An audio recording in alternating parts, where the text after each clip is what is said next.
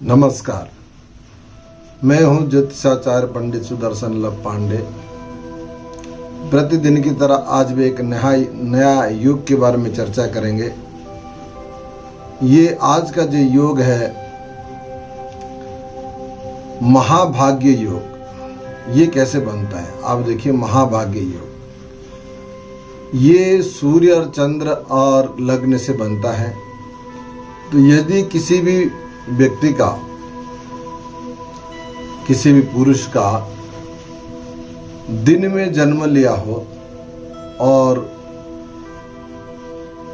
मतलब दिन का जन्म हो, सूर्य लग्न सूर्य और चंद्रमा, लग्न सूर्य और चंद्रमा यदि ये विषम राशि है, यानी कि मेष राशि, मिथुन राशि, सिंह राशि और तुला राशि, धनु राशि और कुंभ राशि, यानी कि 1, 3, 5, 7, 9, 11 ये विषम राशि कहलाते हैं और इसको पुरुष राशि भी कहते हैं। अगर किसी भी व्यक्ति का पुरुष का हो जन्म जातक, अगर उसकी जन्म दिन का हो और लग्न सूर्य और चंद्रमा ये तीनों अगर विषम राशि में हो तो ये योग बनता है महाभाग्य योग। अगर कोई स्त्री है, जैसे कि उसकी जो सम राशि हो, यानी कि स्त्री के राशि में हो, जो सम राशि कहलाता है 2, 4, यानी कि वृषभ,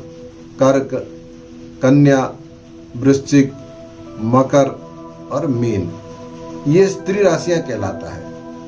स्त्री की कुंडली में स्त्री राशि में जन्म लिया हो और पुरुष की कुंडली में पुरुष राशि में जन्म लिया हो, और जो पुरुष की कुंडली में जो है कि विषम राशि हो और स्त्री की कुंडली में सम राशि हो, और लग्नेश यानी कि जो ग्रह है और सूर्य और चंद्रमा ये तीनों अगर इन राशि में होता है तो ये योग बनता है। अब ये योग बनता है तो इसका फल क्या होगा, ये जातक कैसा रहेगा। देखिए, इसमें उत्पन्न होने वाला जो पुरुष है वो दूसरे के लिए हमेशा मदद करता है।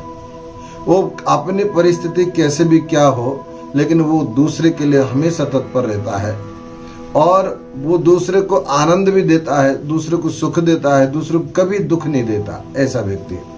और वो उदार व्यक्ति होता है और प्रसिद्ध होता है और शासक या शासक के नजदीक, शासक के नीचे शासक तुल्य होगा भी है, या तो कोई शासक होगा या कोई शासक के नजदीक में रहकर भी ये लोगों की सेवा करता रहता है और ऐसे व्यक्ति दीर्घजीवी होते हैं। ये पुरुष के लिए कहा गया है कि अगर किसी भी पुरुष की महाभाग्य योग हो तो निश्चित रूप से वो दूसरे को मदद करता रहता है। अब इस योग में उत्पन्न होने वाला स्त्री वो कैसे होंगे, और वो भी उत्पन्न होने वाला जो स्त्री है वो भी दूसरे को मदद करेंगे और दीर्घजीवी वो भी रहेंगे और उत्तम बच्चों को वो जन्म देते हैं। जैसे कि उन बच्चों के माध्यम से उनका नाम यश कीर्ति होता है और धीरे धीरे ऐसे जन्म लेने वाले स्त्री जब विवाह हो जाते हैं तो यानी कि किसी ससुराल चले जाते हैं, उस घर में भी धन का आगमन शुरू हो जाता है। ऐसे जातक को ये निश्चित रूप से माना गया, ऐसे जातक जो स्त्रियां हैं उनके लिए लक्ष्मी योग भी बन जाता है और इनका आचरण बहुत उत्तम रहता है। हमेशा पतिव्रत धर्म में रहने की इच्छा रहती है और किसी भी दृष्टि से, किसी भी कारण से, किसी भी प्रकार से पतिव्रता भंग ना हो, ऐसा वो सोचते रहते हैं। अब हम इस योग की थोड़ा विस्तार चर्चा करते हैं। देखिए, महाभाग्य का अर्थ है कि उत्तम भाग्य। महाभाग्य मतलब उत्तम भाग्य। ये स्पष्ट हो गया है कि उत्तम भाग्य अर्थात बहुत अच्छा। अच्छा, इस जन्म योग में जन्म लेने वाला व्यक्ति, इसका मतलब ये हुआ परम भाग्यशाली कहलाए।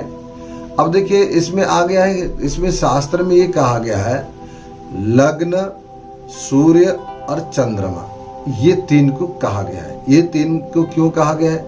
लग्न होता है शरीर, सूर्य होता है आत्मा और चंद्र होता है मस्तिष्क यानी कि मन।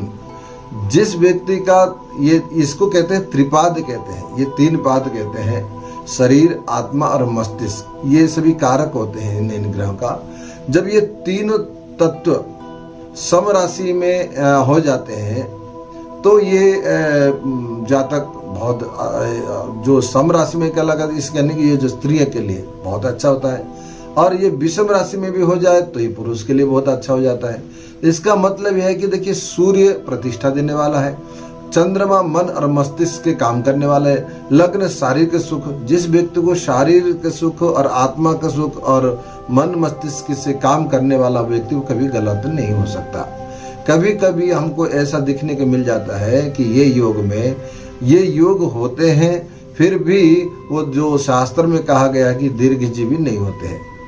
दीर्घजीवी होते हैं, लेकिन ऐसे देखने को मिलता है कि कहीं कहीं जगह पर हमको देखने को मिला है दीर्घजीवी नहीं हुए। इसका भी कारण है, जब किसी व्यक्ति को मार्केस की दशा चल रहा हो और साथ में इन लग्न पर प्रभावित भी कर रहा हो और अष्टमेश पर प्रभावित भी कर रहा हो मार्केस, तो ऐसे परिस्थिति में जो दो ग्रहों का, दो भाव का युक्त होने के कारण में ये दीर्घजीवी होते हुए भी इसमें कि कहीं ना कहीं अल्पायु में मृत्यु हो जाते हैं, परंतु यश कीर्ति नाम इनका रह जाता है।